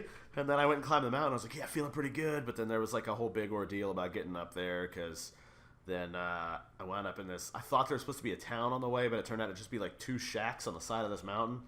And I hitchhiked with these 2 Jamaican guys. One of them was smoking this joint, I guess, that was like the size of a rolled up magazine. Jesus Christ. He was so high. And the other guy was just like slamming rum, like drinking it like he'd just run a marathon and it was Gatorade. Like he was just really slamming it. Fueling up. And they were like, oh, you getting up the mountain, climb in the back of our Jeep, we'll take you up the mountain. And I was like, that seems safe. I was like, I'm like looking around, I'm like, there's literally no other alternative. Yeah. And it's the middle of the night. These guys are just so drunk and high. I get in the back of their Jeep, and there's no roads or anything. They just go straight vertically up this mountain through the forest, and then it starts raining. And like they're trying to drive through this riverbed, but we keep getting like washed down. And it's just like they're like, oh, no worries. I'm like, a little bit of worries though, actually. Like I can feel my hair turning gray. Yeah. Like I was like, oh my God, it looked like a scene from Jurassic Park. Like just like rain and lightning and just trying to drive a Jeep up a mountain. Yeah, just like, oh, I'm gonna die up here. And then I got up there, I made it. It was turned out to be New Year's, so I was like, I'm gonna go into Kingston and celebrate New Year's. Yeah. So I went to Kingston, and it was all just like fireworks and having a good time. I will say, so I'm a decently street savvy guy. I've been on both sides of the pickpocket equation. Yeah. And Jamaica has far and away the highest level pickpockets they're good I have ever come across. Yeah. They work in like, because like a good pickpocket will be able to pick you, like, you know, they'll bump into you, you won't know, they distract you. But like the great pickpockets work in teams of like 2 or 3. So you get a guy who seems seemingly unrelated distracting you while someone else is doing some other stuff. And then the third guy that you don't even know exists is picking your pocket. That's funny because on one of the earlier episodes, a buddy of mine, he travels a lot, and we talked about pickpocketers and like, is there like, are they working together? And yes, they are. The good ones are. Yeah, so now we know. The best ones are. Yeah. But the ones in Jamaica are working in like Ocean's 11 style, like teams of 12. Oh my God. Like it's crazy. So like I'm no rookie. You don't put all your money in your wallet. Yeah. You got a little in your wallet. You got a little in your sock. You got a little in your underwear. You got a little like up your butt, a little tight around your wiener. Yeah. They got it all, man. They got it all. They got the wiener. They got the wiener money. They got everything. Yes. They got everything. They're so good. Wow. But I was just like, hey, whatever. It was like $10. Yeah. And you deserve it. Well played. Like you are a master of your craft. You earned that. Yeah. Yeah. But I'm just partying. I'm like, yeah, because I'd been to Kingston earlier and it was really rough. Like just I feel like you can judge the relative safety of a place by how many people are peeing in the middle of a crowded street in broad daylight. Yeah. The number's too high there. But so I'm just like, oh yeah, but New Year's, everything's great. It's like we're just partying and fireworks. I was like, I'm gonna stay out all night and party. Yeah. Who needs a place to stay? And then at like 2 a.m, everybody disappeared and just turned back to regular Kingston. And I was like, I am gonna die here. Yeah. So I had to like wander around, and I still had $20 left on me that didn't get picked.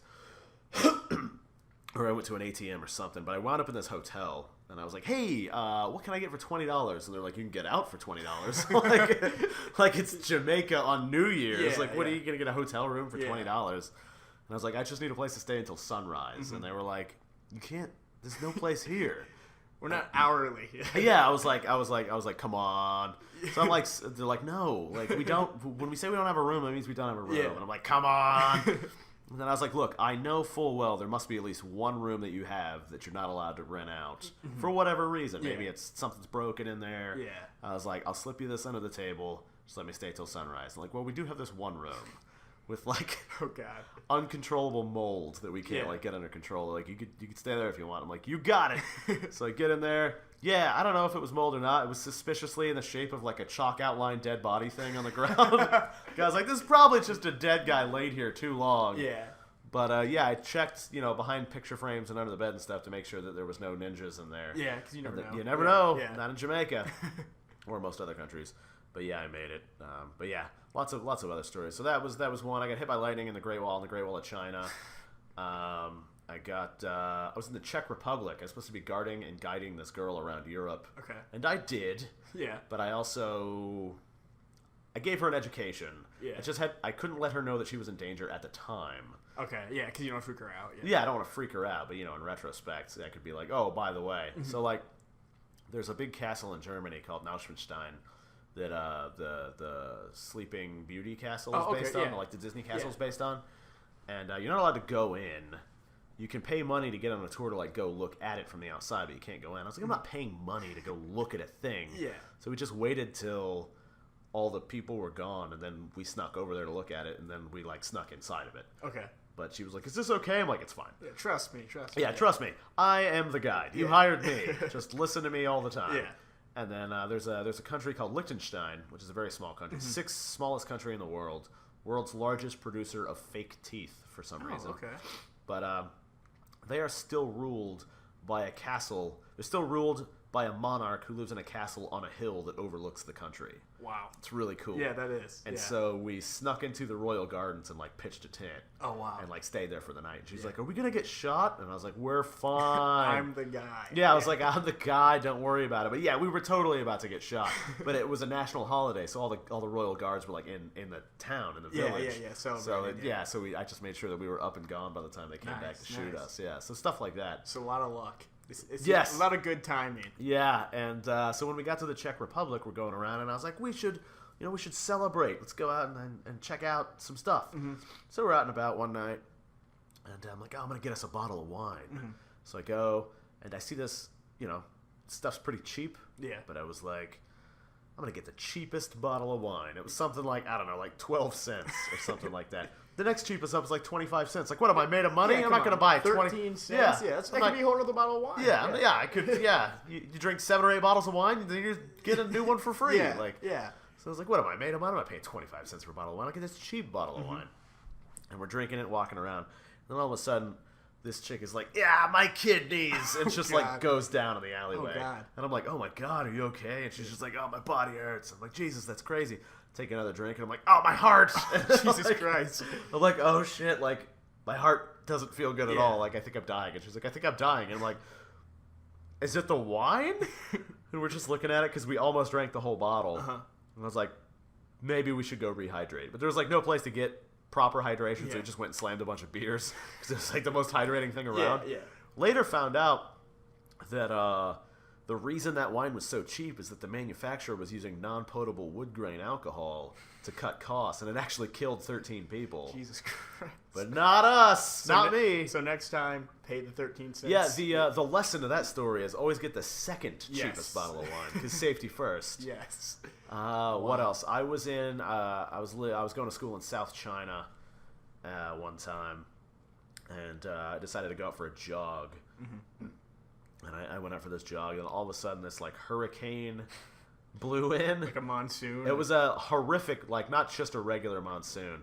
I didn't realize it at the time, but first of all, the rain there is toxic. Like, it's poisonous. Yeah. It's acid rain and stuff. So it started to come in, and then all of a sudden, like, the river flooded, and the streets flooded, and all these trees were getting ripped out of the ground, and, like, windows were shattering, and, like, shit was getting, like a tornado. Like, shit was getting crazy.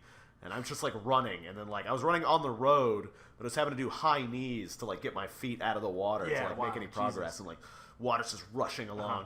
And I'm like, oh, my God, like, I have to get back to the dorm where I live. Yeah. Shit is getting crazy. And, like, glass is flying around. was like, oh my God. But the thing that I was thinking of, I was like, my hair! So like I took my shirt off and made a turban out of it because I was like, I don't want my hair to fall out. Like I wasn't like, better check my hair. Yeah, I wasn't like, I better watch out for this flying glass. I was like, my hair! I've only got so much hair. Like it's been thin my whole life. I have to take care of it. So yeah, I did that and I wound up making it through. And for a lot of these things, I've got a lot of crazy stories, right? Mm-hmm. So for the first few years of my adventuring life, I never had a camera or anything like that, and I would tell these stories. Yeah. And the people who I knew intimately knew that they were true, but then everyone else would be like, bullshit. Yeah. There's no way. Bullshit. Mm-hmm. At, like, best case scenario, you went to these places, but this shit didn't happen. Yeah. Worst case scenario, all made up. I was like, that's real. So, like... I mean, that's funny, though, because, like, think of Hemingway. Like, right? Yeah, Ernest Hemingway was doing exactly the same he shit. He says 2 plane crashes, y'all believe it. Like, He does. He's like, so then I went to go write about this war and just decided to fight in the war. Then I hunted submarines. Yeah. Then I formed my own spy agency. Yeah. I was a triple agent for myself. No one questions Everyone's it at like, all. he was a drunk. He's telling the truth. Yeah. Why would he lie? Certainly not to bolster sales for his books, I can tell you that. But, yeah, I'm like, I have no reason to lie. Yeah. But, yeah, so my buddies were like, you got to get a camera, man. No one believes you. So I got a camera, and then I got the camera, and they were like, you got to write your stories down, man, so that we can read them when you're not around. Yeah. So I wrote them down, and they're like, you got to get a blog and put your stories on the blog and put pictures on it. Yeah. It's like, fine. And they're like, when we show them to other people, they don't know you, so don't read it like you would tell it. Like, you got to get like a YouTube channel. Then I like try to get the YouTube channel. Like, I don't have a computer. This is a huge hassle. It's very hard to keep up to date. Yeah, this is a huge hassle. But yeah, then like you got to get a podcast. But then like I'm out in the world, like I just pop into different places for like a few weeks at a time and take off again. So I'm like, okay, well I'll get like a podcast that just records whenever and then posts whenever. There you go. Yeah, perfect. But format. yeah. Just like, then you get the real Nash experience, where it's like, what's he up to? Is he dead? Who knows? I haven't heard from him in a while. Like, and all of that's on Nash-Style.com? Yeah, Nash. Not all of my adventure. I had to redact a lot of stuff, like a lot of the incriminating stuff. Like if Interpol is like, what have you been up to? I can be like, oh, not the thing you're accusing me of, I can tell you that. Just check my blog. But, yeah, like all the stuff I've posted is on there. What's the one thing when you come back to the States that you miss the most? Oh, man. It's like you get back, what's the one thing you're doing? I'll tell you, I've never really, up until recently, I haven't really, like, I don't miss places. Mm-hmm. It's like I don't miss places or people, because that's like a bad form of attachment to get in the habit of, because then you're never really present in the moment. Mm-hmm. So I'd rather look forward to something, but also not look forward to something, because that's also another form of attachment. Because like looking forward to something can lead to disappointment. Yes. Because you're like, I can't wait for this thing, and then it gets here, and you're like, sucks. I imagined this differently. Yes. But then, like, if you're like wanting something that's already happened, like that's gone, and then so you're not enjoying the thing that exists now. So that's a dangerous thing to get into. But I will say that let me get back to this running thing. So I got back to my dorm in China. I didn't die, but 12 people did die. Jesus Christ! I didn't die though. Anyway, that's just the tip of the almost dying iceberg. I got a lot of stories where I died or almost died. Yeah, died or almost died. I got a lot of those. So many. What else? Oh, yeah, there was the time that I was supposed to be bodyguarding this chick around, you know, in Europe. I'm supposed to meet her in Spain. She was a university girls soccer player. Okay. She was there with her team playing games, and then when they were done, we were going to get together, and I was going to take her around for a couple months and show her all these things. She hired me to, like, teach her how to be, like, a vagabond, basically. Yeah. And, and I was like, okay, cool, no problem. And my first 23 hours in Spain, I landed in Barcelona. I wake up 23 hours later. I'm in a place, I don't know where I am. I don't have any of my stuff. I've got a huge gash in my head, like with blood coming out of it. I'm covered in blood and vomit and alleyway dust. Mm-hmm. I've got a warrant out for my arrest, and I almost got the girls' college soccer team thrown out of their hotel. So yeah, I had to flee Barcelona for Madrid, and then leave Madrid for France. Wow. Do you remember what happened? Yeah, okay. It was all just a misunderstanding. Yeah, just kind of like I'm currently on the Chinese red list. Like they took my passport and broke it and put me on this list. And the official report is that I'm under investigation for making bombs. I wasn't making bombs. It's just a misunderstanding. Just to see, China, Thailand, sometimes Japan, Argentina. Mm-hmm. Just there's a list. Misunderstanding. Yeah, when people are like, man, you might not be able to go back to this place. I'm like, I'll just add it to the list. Just circle around. It's fine. It's fun. There's a lot of world to see. Yeah. It's a big world out there, and you just put it on a giant loop. So then by the time you get back to the first place, look, stuff's changed. It's brand new again. Yeah, all's forgiven. But yeah, I will say that. So I don't usually miss things, but I was in India this past December for like a month, November and December. Then I went from India to Nepal. So India is a pretty big place. Yeah. But the less comfortable parts of India, we'll say, can really, really grate on you. Like they'll wear you down. And for the first time ever, I was like psyched to come back to North America. Yeah. And like I got here and I was like, yes. And like I got to the airport in New York, and I'm not a donut guy. Like I don't eat junk food or anything like that. But I got to the airport in New York, and I was like sequestered in this tiny little spot, and all they had was like a Dunkin' Donuts or like a Krispy Kreme or something. And I was like, yes, I'm gonna eat a donut, and I'm gonna poop in a toilet, and then I'm gonna drive on a road. Like I'm super psyched. Like I was so excited to just poop in a toilet, and like just $2 donuts. Yeah, just have a donut, poop in a just poop in a toilet and. Like, have a donut and then, like, be on a road. Like, wow. I was just like, it's amazing here. Everything's great. Like, It's nuts. Calcutta has the distinction of being the worst city I've ever been to. Yeah. Yeah, I mean, I went, me and my buddy took a loop. He was only there for a few weeks, but we were traveling around together, and then I stayed after he left. But we took a loop all the way around India to try to see, all the major representative areas. But we started in Calcutta, and he was only there a couple days. I was there for like a week. Waiting for him to show up. Yeah. But have you ever been to India? I've not been to India. Okay, well here's like it's not all like this. I gotta say there are nice places in India, but this particular spot of India is not nice. And it's you just show up and it's like a scene out of Mad Max. Like really? well they don't have any like infrastructure for disposal of their garbage. So they just throw it all on the ground. Yeah. And there's a lot of people there. Like the most in the world, density-wise, and so they just throw it all on the ground, and it's just the streets are paved with garbage, and then a couple times a week they'll light it on fire. So the streets are just on fire. The streets are just on fire with garbage, but the garbage is also wet with like the permanent diarrhea of all the people that live there. They just like shit on the street, right? That's a thing.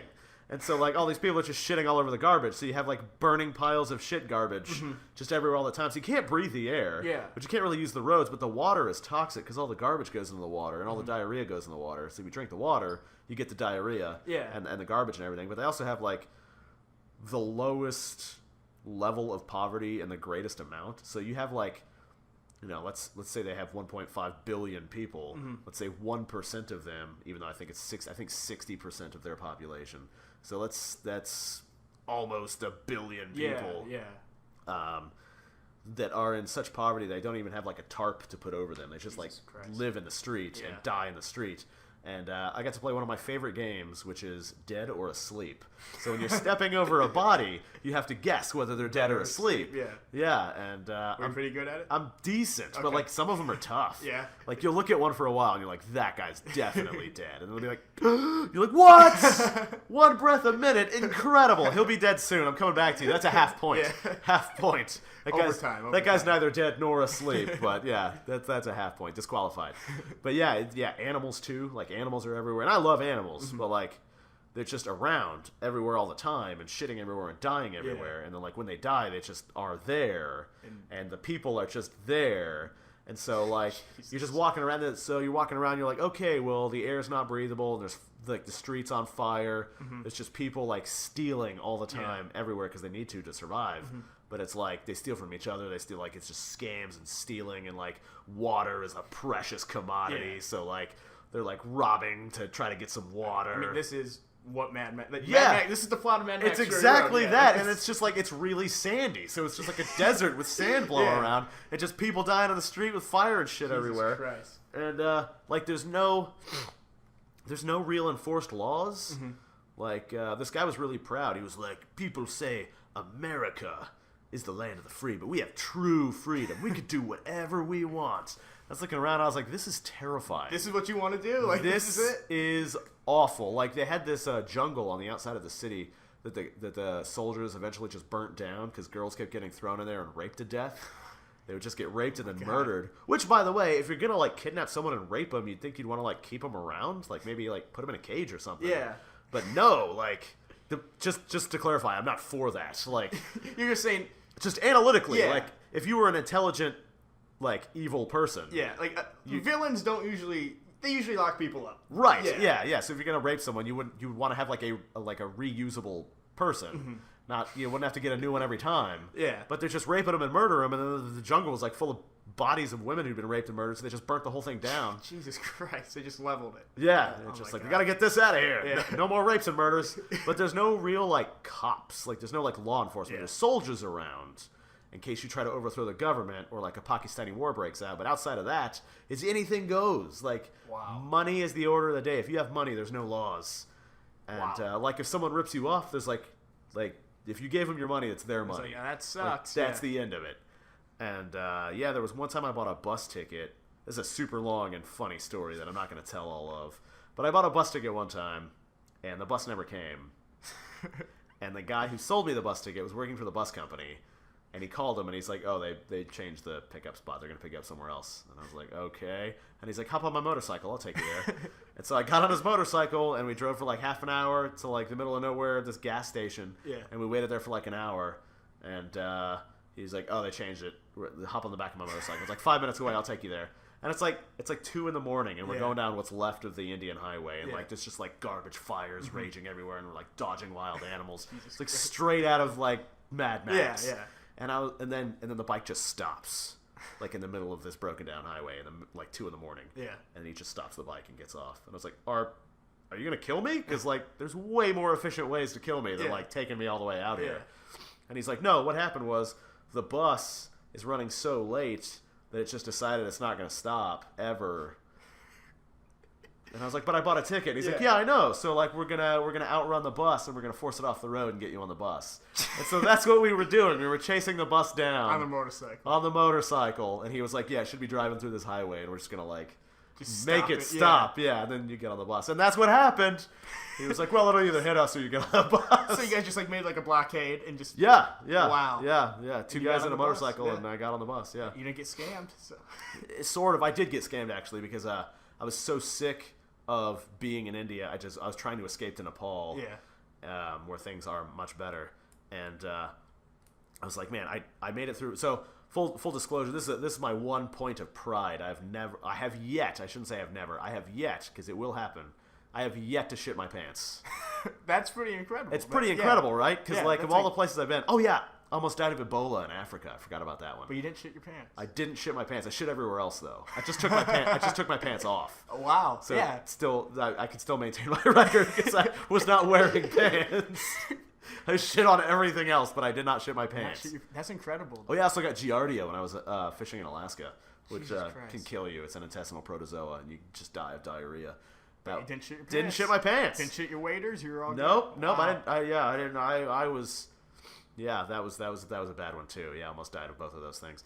But Ebola's only got like a 50% kill rate if you're healthy. Okay. So if you're already healthy and strong, like you just gotta ride the lightning and hope you don't die. And I didn't die.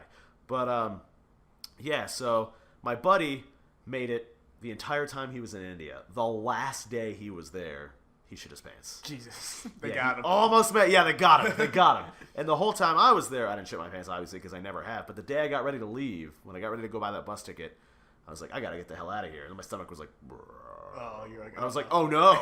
Like, that's the other thing too, is buses in India, they can run between 12 and 24 hours in a journey, but they don't stop for bathrooms. Yeah. You're on that bus, and that's it. The windows don't open. There's no bathroom on the bus. Jesus. This guy told me a story. He was on a previous bus, because me and my buddy, our first time on an Indian bus, we were like, man, we have to piss. Like, it's been a couple hours on this 12-hour bus ride. When are we going to stop for the bathroom? And this English guy was like, they don't stop. And we were like, oh, you silly guy. Of course they stop. There's a bus full of humans. Yeah. And he's like, no. They're like truck drivers. They just treat you like cargo. Their job is to get you from A to B. They don't care what state you're in. And he was like, there was an English guy who was on the bus prior to us, and he had super bad diarrhea. The deli belly. The Indian diarrhea. And he tried to get him stopped. They wouldn't stop. Then he shit his pants on the bus, with gross diarrhea. Just smelling the whole bus up. Right. Yeah. And then a couple hours later, he shit his pants again. Same pants. because he's on that bus and Yeah. he just has diarrhea. So Yeah. he's just like shitting all the Yeah. time. Like, it sucks to be that guy, and it sucks to be on that bus. Yeah, just like, sitting in 2 rounds of shit. Yeah, it's just like, oh, Jesus God. Christ, the smell. Yeah, it's well. To be fair, if you're in Calcutta, you're not going to notice that smell. Yeah, it's just like you adjust to it. Yeah, that's just Calcutta. Wow. You would pray for the diarrhea smell. But yeah, it was like I want a bus where I can lay down. I want a bed on my bus, and I don't feel good. I want a toilet because I was trying to get a train. Yeah. And the guy was like, "We're all sold out, man. It's well, you're gonna have to take this bus." I was like, "All right, well, I want a toilet, and I want a bed, and I want to be picked up." And so they didn't pick me up. They just drove away. Then I finally got on this bus. I went to go get my bed. And there was a guy in it, so I had to share this bed, this like tiny little infant bed with another dude. Man. With another dude. He was nice, but I don't care. That's not what I wanted. Yeah. And then the toilet, well, there was no toilet. So I was like, well, I'm gonna shit the bed on this guy that I don't know. Sorry, bud. I didn't, but it was a nightmare ride, so they got me. Yeah. They got me in the end. Wow. So I want to talk about we talk about health and fitness on this podcast a lot, and you're in great shape. You're cage fight, karate. You survive all these sicknesses. Yeah. What do you think you attribute it to? Like, do you not eat any fast food? I do not eat fast food. Not at all. Okay. I wouldn't say that that's like. I definitely have kick-ass genetics, which is a good part. Yeah. And I've been doing this like before I became like a full-time adventurer. I was still like really healthy and like an outdoorsy guy. Okay. So that just always active. Yeah, that gave me a strong constitution. So that built up a good foundation. But yeah, I don't eat fast food.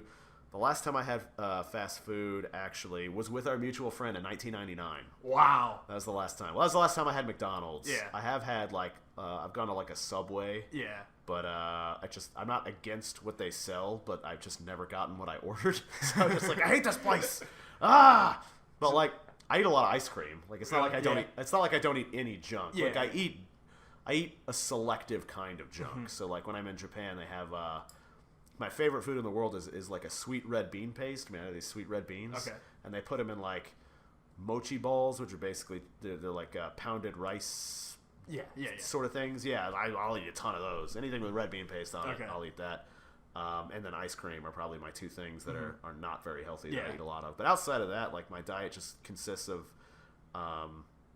fruit mostly mixed with chicken or fish. Yeah, so just pretty paleo. Pretty much. I mean, I eat grains, but they're like non-processed grains. So I'll get like a uncooked long grain oats or whatever, and then I'll build my own cereal. So I'll have like a handful of those oats and then like a handful of like nuts, and then I'll put some fruit in there, and then I'll like put some yogurt on it. I got you. Yeah. And like so it's not technically not paleo, although on my podcast we talk a lot about like archaeology, sociology, paleontology type things, along with my adventures and stuff, just culture in general.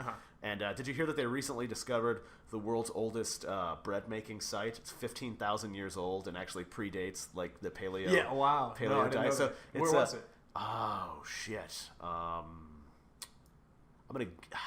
Egypt is my guess. Yeah, I mean, that's a safe guess. I don't think that's accurate, though. I don't think that's accurate. But the point is, they were making bread 6,000 years before they developed agriculture, which means that they were having to go out and like manually hunt these grains to make bread. Yeah. Oh my god! Yeah. And the weird thing is like, how do you get the idea to like create bread? Yeah, why do you think to try that? Yeah, that's a weird thing because it's basically just like alchemy.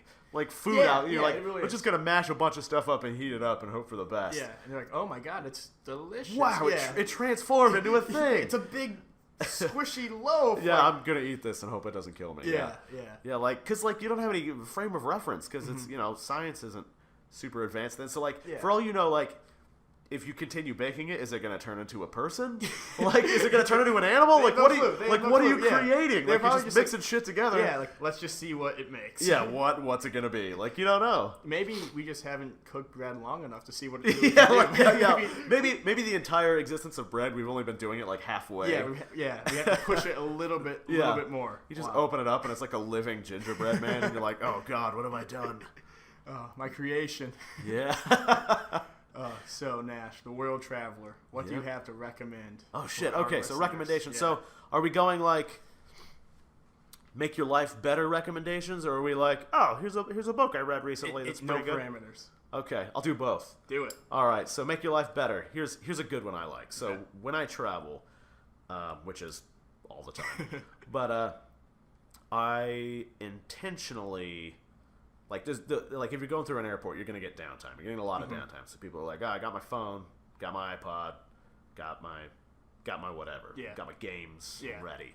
But I intentionally don't take anything that's not a thing for me to be productive with. So like if I have a backlog of books I want to read, I also do a lot of writing and stuff. Okay. So like I don't take anything that will distract me from the crushing boredom that exists in those situations. Yeah. So like no music, no phone, even though I don't own one. If I did, I wouldn't have it. No music, no phone, no tablet or electronics of any kind. Because it is through those moments of crushing boredom when you can actually like be productive. Yeah, absolutely. Because you're like, because don't get me wrong, like I love movies and stuff, but like I'm the type of person that can't be trusted. Like I'll fall down the YouTube rabbit hole. Yeah. Like I'll just be like, I'm just gonna watch this video real quick, and then like 6 hours later, I'm like, oh sweet, a documentary on the pencil. And then like I just like I can't be so like I gotta gauge myself, and it's really hard to put those limiters on. So if you just remove that stuff, you don't even have the option. Like I'll be stuck in an airport. Like I was just recently. Well, when I got out of the investigation containment area in China, so I was guiding my buddy around Japan, and we had a 20-hour layover in Shanghai, and I warned him. I was like, BT dubs, I'm still on the Chinese watch list, but I'm sure it's fine. It's been like 5 years, got a new passport, it's fine. Second I got off the plane, they were like, you're coming with us, you're under investigation. And it was a whole big thing. But when I got out of that, when I finally got out of that, I had like hours of downtime. Yeah. So if I had music or whatever, I could have just chilled out. But instead, I channeled that into my writing. So I like spent the whole time writing. So it's a good way to like sneak in productivity. So that would be a tip. But my recommendation is to take that even further and either one day a month, or you can use them all at once and do like a few weeks a year. Go out somewhere where there is no electronics. Okay. Like you have no electronics, no music, no tablet or internet of any kind, no communication besides the people that you will run into. So like out into the woods or like out into like wherever, I don't care. Like just don't bring anything. Just wherever, just don't bring anything with you, even if other people have stuff. Yeah, completely unplug. They might still be plugged in, but completely unplug. And it's really cool because you'll become like a lot more aware of like just your own. Not just environment, but like the kind of like the pulse of the environment. Yeah. Like it's pretty cool to just be like, wow, I can like sense all these things. Like it's pretty cool. And then that's where some of the coolest creativity comes from, because your mind doesn't like to not be distracted. So that's when it's like, oh well, let's just make some stuff up. What's going on in here? And then you're like, I have a brilliant idea because I was doing nothing. So it was free to come up with brilliant ideas. That's why a lot of people do their best thinking in the shower. Because there's no other distractions. It's just a menial thing. And you're like, oh, what about this? Or right when they're about to fall asleep, like if you're trying to remember a thing. Or maybe nobody gets this anymore because you could just Google it. But sometimes you're like, who was in that movie? Oh, yeah. And then you're like in the middle of the night, you're like, no, it was this guy. You just wake up. I'll torture myself. Yeah. I'll wait until the very, like, I have to drive myself insane, and I'm like, damn it, okay, I'm doing it, I'm looking it up. Yeah.